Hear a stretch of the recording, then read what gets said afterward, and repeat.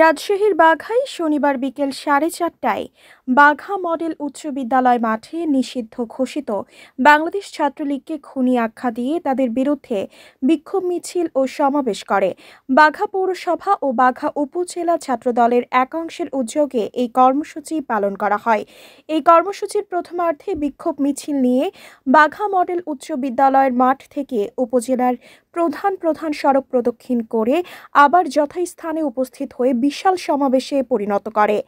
উক্ত সমাবেশে প্রধান অতিথির বক্তব্যে উপজেলা বিএনপির একাংশের নেতা ও উপজেলা বিএনপির আহ্বায়ক কমিটির সদস্য এবং সাবেক উপজেলা যুবদলের সভাপতি আব্দুল্লাহ আল মামুন বলেন, গণতন্ত্র হরণকারী শেখ হাসিনা দেশে একনায়কতন্ত্র প্রতিষ্ঠা করে একাধিক খুনের দায় মাথায় নিয়ে দেশ ত্যাগ করেছেন। তাকে দেশে ফিরিয়ে বিচারের দাবি জানাচ্ছি।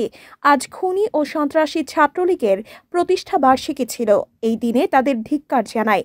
তিনি সবশেষে নিজেদের মধ্যে মতবিভেদ ভুলে ঐক্যের আহ্বান জানান এবং সকল নেতাকর্মীকে দেশ ও জাতির কল্যাণে কাজ করার প্রত্যয় ব্যক্ত করেন।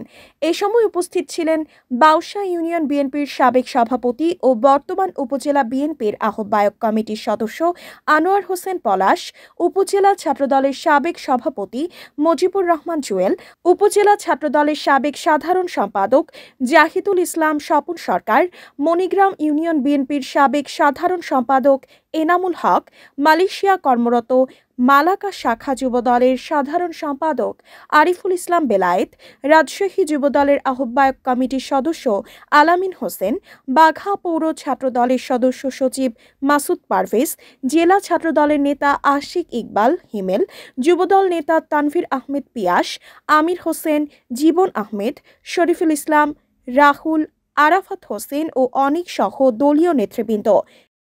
রিপোর্ট করেছেন মোস্তাফিজুর রহমান, ক্যামেরায় নাহিদ ইসলাম।